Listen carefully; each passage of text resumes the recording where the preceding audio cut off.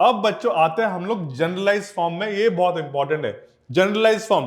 सो आपको ये तो पता है ना कि एक होता है हमारा यूनिट्स प्लेस, फिर होता है हमारा टेंस प्लेस, फिर होता है हमारा हंड्रेड्स प्लेस, ये तीन हमारे ऐसे प्लेस होते हैं।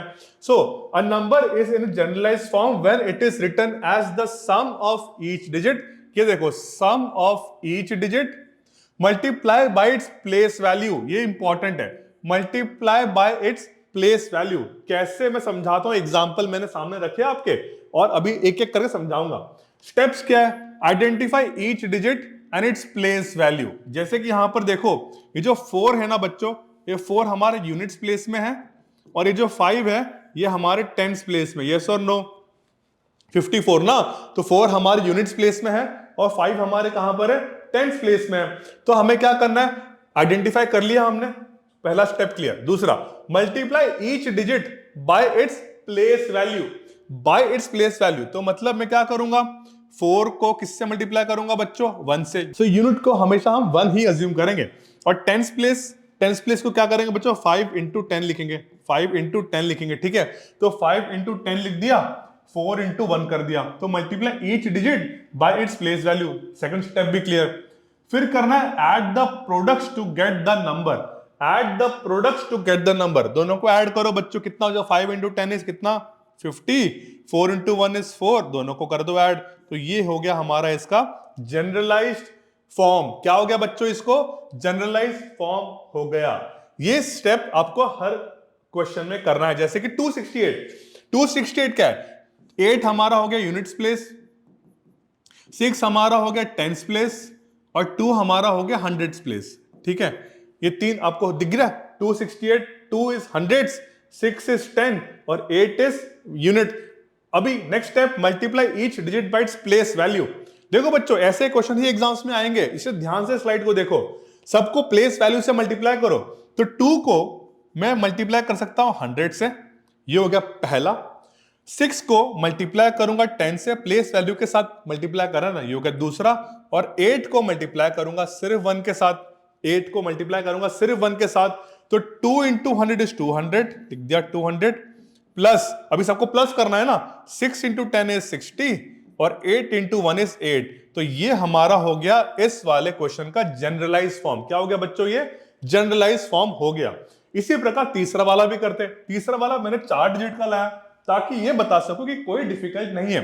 2 हमारा क्या है, यूनिट्स प्लेस, 4 हमारा क्या है, टेंस प्लेस, 5 हमारा क्या है, हंड्रेड्स प्लेस और 1 हमारा क्या है बच्चों, 1000 प्लेस। यस और नो, 1 हमारा हो गया 1000 प्लेस। अभी सभी के बच्चों नंबर्स को प्लेस वैल्यू के साथ मल्टीप्लाई करते हैं। मैं ये मिटा देता हूं ताकि मैं लिख सकूं, ठीक है। तो 1 को मल्टीप्लाई करेंगे 1000 के साथ, 5 को मल्टीप्लाई करेंगे 100 के साथ, 4 को मल्टीप्लाई करेंगे 10 के साथ और 2 को मल्टीप्लाई करेंगे 1 के साथ, ठीक है बच्चों। ये हमने कर दिया। अब सबको नंबर मल्टीप्लाई करके प्लस कर देंगे, कितना हो जाएगा ये, 1000 प्लस 500 प्लस 40 प्लस 2, ये हो गया हमारा इसका जनरलाइज फॉर्म। समझा। तो इस तरीके से 3 एग्जांपल्स मैंने लिए। अब कोई भी क्वेश्चन आया ना, घबराना नहीं है, ठीक है, बिल्कुल नहीं घबराना। आसान तरीके से हो गया हमारा जनरलाइज फॉर्म कैसे करते हैं किसी भी पर्टिकुलर नंबर का। अगला करते हैं। अगला क्या है बच्चों, अगला है कॉन्सेप्ट ऑफ प्रॉपर्टीज। ये वाले चीज देखो, मैं आपको बता रहा हूं ना, मैं सब चीज आपको बारी बारी कराऊंगा, सब चीज। देखो हमने अब तक क्या क्या किया, हमने डिफरेंट टाइप से नंबर्स कर लिए, हमने फैक्टर से मल्टीप्लाई कर दिया, जनरलाइज फॉर्म कर दिया, ये पहले के 3 हो गए। अब अगले 3 पे आ रहे हैं हम लोग, प्रॉपर्टीज, फिर क्रिप्ट अरिथमेटिक पजल्स और फिर डिविजिबिलिटी रूल, ठीक है। तो ये सब चीज हम करने वाले हैं। चलो शुरू करते हैं बच्चों, शुरू करते हैं। नेक्स्ट चीज प्रॉपर्टीज। क्या है प्रॉपर्टीज, पहला सबसे पहली प्रॉपर्टी जो ये है, sum of a 2 digit number and its reverse. कोई भी 2 डिजिट नंबर ले लो, कोई भी रैंडम नंबर ले लो, कोई भी रैंडम, लेट्स से 27 ले लेते हैं। 27 पहला नंबर है एंड उसका रिवर्स कितना है बच्चों, रिवर्स इज 72। 27 का रिवर्स कितना हो गया, 72। तो क्या बोला है, सम करना है। तो क्या हमें करना है बच्चों, सम करना है। तो जो इसका सम होगा वो हमेशा, कंक्लूजन क्या है, it is always divisible by 11, it is always divisible by 11 and a plus B. मतलब इसको जब मैं प्लस करूंगा, जब इसको प्लस करूं तो कितना हो जाएगा बच्चों, 99 आ जाएगा। अब यहां पर इन्होंने बोला कि ये जो सम है 2 नंबर से डिविजिबल है, पहला नंबर 11 से भी डिविजिबल है, ठीक है, पहला नंबर क्या है 11 से डिविजिबल है, और दूसरा a प्लस बी बोला है, और ये a प्लस बी क्या है बच्चों, ये जो डिजिट्स है ना इसी का प्लस कर दो, 2 + 7 क्या है 9, तो ये जो 99 नंबर आया ये तो 11 से भी डिविजिबल है और 9 से भी डिविजिबल है। ये बहुत पहली प्रॉपर्टी है।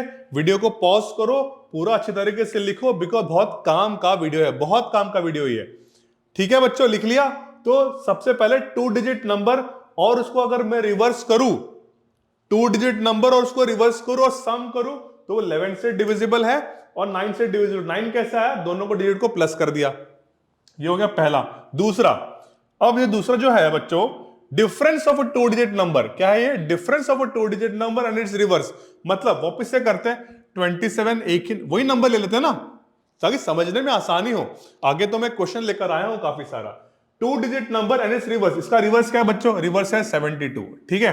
अब इसका क्या करना है, अपने को डिफरेंस निकालना है। क्या करना है बच्चों, डिफरेंस। तो डिफरेंस निकालते हैं, 72 - 27 कितना हो जाएगा, ये हो जाएगा 7 से कैरी, तो ये हो जाएगा 12, 7 8 9 10 11 12 5, और ये हो जाएगा 45, ठीक है बच्चों। तो डिफरेंस कितना आ गया इसका डिफरेंस आ गया 45, ठीक है। डिफरेंस कितना आ गया इसका 45, हमेशा पॉजिटिव डिफरेंस ही निकालने का।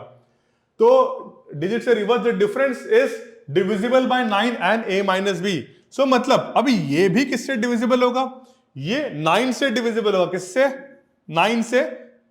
और दूसरा एक और नंबर है जो कि इन दोनों का प्लस होगा, सॉरी इन दोनों का प्लस नहीं, इन दोनों का डिफरेंस। 7 और 2 को डिफरेंस निकालो, कितना हो जाता है 5, मतलब 7 - 2 = 5। तो ये जो 45 है ये 9 से भी डिविजिबल होगा और 5 से भी डिविजिबल होगा। तो दो प्रॉपर्टी कर ली हमने, दो प्रॉपर्टी। पहले जब नंबर्स 2 डिजिट होता है, रिवर्स होता है, सम के केस में या तो 11 से डिविजिबल होगा या तो वो a + b डिविजिबल होगा। डिफरेंस के केस में या तो वो 9 से डिविजिबल होगा और या वो a - b से डिविजिबल होगा। इसको हम ऐसे लिखते हैं, a - b, मतलब आपको बस पॉजिटिव नंबर ही कंसीडर करना है, भले ही नेगेटिव, जैसे 2 - 7 - 5 होगा, लेकिन हमें पॉजिटिव नंबर ही लेना है। तो ये हमारा प्रॉपर्टी है, बहुत इंपॉर्टेंट बच्चों, याद होना ही चाहिए, ठीक है। सो बच्चों अगला जो प्रॉपर्टी है बहुत इंपॉर्टेंट है। 3 डिजिट नंबर को अगर मुझे अलग अलग कॉम्बिनेशन के हिसाब से प्लस करना पड़े, जैसे कि एक नंबर ले लेते हैं 243 को नंबर ले लेते हैं 243, इसके परम्यूटेशन, ये परम्यूटेशन का मतलब क्या है, मतलब इसी नंबर को मैं अलग अलग तरीके से अरेंज करता हूं, इसी डिजिट्स को अरेंज करता हूं, वैल्यू ऑफ कोर्स बदलेगा, लेकिन 243 को मैं अलग तरीके से करता हूं। कैसे, 243 है, मैं लिख दूंगा 324, ये दूसरा तरीका है, और एक और तरीका है 432, ठीक है। इस तरीके से करूंगा ताकि 423 सेंटर वाले भी रिपीट ना हो, 234 रिपीट ना हो, 342 रिपीट ना हो, सब रिपीट नहीं होने चाहिए, ठीक है। तो ये हमने कर लिया। जब मैं तीनों का प्लस करता हूं, कितना आ जाएगा, 4 5 6 7 8 9, ये 9 हो जाएगा, ये भी 9 हो जाएगा, ये भी 9 हो जाएगा। सो बच्चों ये आ गया 999, ये हमेशा ना 111 से डिवाइड होगा, डिविजिबल बाय 111, मतलब इसके ना दो फैक्टर्स होंगे क्या, 111 से डिविजिबल होगा कंप्लीटली 111 से डिविजिबल होगा, और दूसरा या तो 111 या तो तीसरा इन तीनों का एडिशन, ये कितना हो जाता है, 4 5 6 7 8 9 से डिविजिबल होगा, ठीक है। तो जो बाकी दो प्रॉपर्टीज है दो नंबर के लिए था, ये 3 नंबर के लिए हो गया। तो ये लॉजिक आपको पता होना चाहिए कि जब भी 3 नंबर्स वाले आगे पीछे करके अगर मैं जब इनको प्लस करता हूं तो इसके दो फैक्टर्स होंगे, या तो 111 से होगा या तो तीनों डिजिट्स का प्लस का साइन, प्लस करने पर जो भी नंबर आता है उससे डिविजिबल होगा। अब कुछ क्वेश्चन करते हैं जिससे आपका कॉन्सेप्ट और क्लियर हो जाएगा। The question when the number of 68 and 86 is divisible bye 14, 68 और 86, याद है ना मैंने बताया था 2 डिजिट नंबर और उसको रिवर्स कर दो और उसका सम निकालना पड़े तो दो नंबर से डिविजिबल होगा, या तो 11 से या तो इन दोनों का एडिशन विच इज 14 से। क्वेश्चन में ऑलरेडी बोला है डिवाइडेड बाय 14, तो दूसरा इसका रिमाइंडर क्या बचेगा, 14 से अगर डिवाइड होगा तो इसका रिमाइंडर बचेगा, रिमाइंडर मतलब इसका जो क्वोशंट होगा वो क्वोशंट हमेशा 11 ही होगा, तो इसका आंसर सीधा 11 लिख दो। कैसे, अब देखो 8 6 14 एंड ये 8 6 14 154 को अगर मैं 14 से डिवाइड करूं तो 14 1 14, 1 कटा 4, 14 1 14, 0 आ गया। तो मतलब अगर 14 से डिवाइड करूंगा तो क्वोशंट 11 आएगा, और इसका उल्टा 11 से डिवाइड करूंगा तो 14 क्वोशंट आएगा। तो ऐसे क्वेश्चंस आपको एग्जाम्स में आएंगे, सिंपल सीधा, सिर्फ देखना कि 68 और 86 एक दूसरे का रिवर्स है कि नहीं, बस अपने को बाकी प्रॉपर्टी तो याद होना ही चाहिए। एक और क्वेश्चन करते हैं, एक और क्वेश्चन देखो। Now the question when 75 and 57, 75 और 57 एक दूसरे के क्या है बच्चों, रिवर्स है। 75 और 57 एक दूसरे के क्या है, रिवर्स है। डिवाइडेड बाय 9 बोला है, डिवाइडेड बाय 9 बोला है, तो मुझे कैसे मालूम पड़ेगा क्वेश्चन आएगा कैसे? तो याद है मैंने सिखाया था, जब कोई नंबर्स रिवर्स हो रहा है उसका जो सब्ट्रैक्ट हो रहा है, मतलब इसका जो सब्ट्रैक्ट हो रहा है, डिफरेंस निकाल रहे हैं, तो जो भी नंबर आएगा, जो भी मेरा आंसर आएगा, वो या तो 9 से डिविजिबल होगा या तो a माइनस बी से डिविजिबल होगा। तो यहां पर उन्होंने बोला कि डिवाइड बाय 9 है, दूसरा कौन जिससे डिविजिबल हो सकता है? 7 माइनस 5 इज 2, तो 2 इसका आंसर है। तो 2 इसका, ये 2 से भी डिवाइड हो सकता है। तो मतलब मैं क्या बोलना चाहता हूं, ये बोलना चाहता हूं कि जब 9 से डिवाइड करेंगे तो क्वेश्चन अपना 2 आएगा, और अगर बाई चांस क्वेश्चन में 2 पूछा होता, डिवाइडेड बाय 2 पूछा होता, तो आपका आंसर 9 होता। ठीक है, यहां पर मैं 9 में टिक कर दिया गलती से, 2 करना है, 2 2। तो इसका आंसर क्या है? डिवाइड बाय 9, तो answer is 2 is the question. और अगर सवाल होता है कि डिवाइड बाय 2, तो क्वेश्चन होता है 9। ठीक है, टेस्ट करके दिखाओ आपको। देखो 75 और 57 को माइनस कर लेते हैं, 75 माइनस 57 को माइनस कर लेते हैं, कितना हो जाएगा बच्चों? 7 से 6 कटेगा, और ये 15 7, ये हो जाएगा 8 और ये हो जाएगा 6, तो 18 बचा बच्चों। तो 18 को अगर मैं 9 से डिवाइड कर दूं, क्या आ जाएगा? 9 2 18, 0। और अगर ये 18 को 2 से डिवाइड करता तो 9 आता था, है ना? तो इसका 2 इज द आंसर। अगला क्वेश्चन बच्चों, अगला क्वेश्चन इज अगेन, देखो वही सेम आ गया, 821 218 182, ये एक ही 3 डिजिट है ना, जो अलग अलग परम्यूटेशन के हिसाब से अरेंज किया है। It is divided by 111।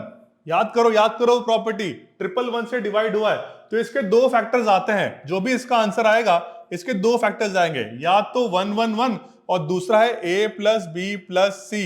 a plus B plus, यहां पर a plus B plus C क्या है?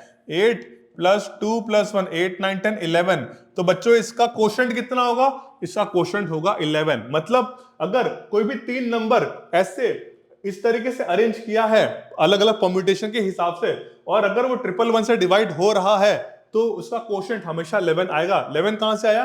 तीनों डिजिट्स को प्लस कर दो, तीनों डिजिट्स को प्लस कर दो। ऐसे क्वेश्चन जरा सोचो बच्चों, एग्जाम्स में आएंगे और आपको आना ही चाहिए, आपको आना ही चाहिए बच्चों, बिकॉज प्रॉपर्टी बेस्ड है।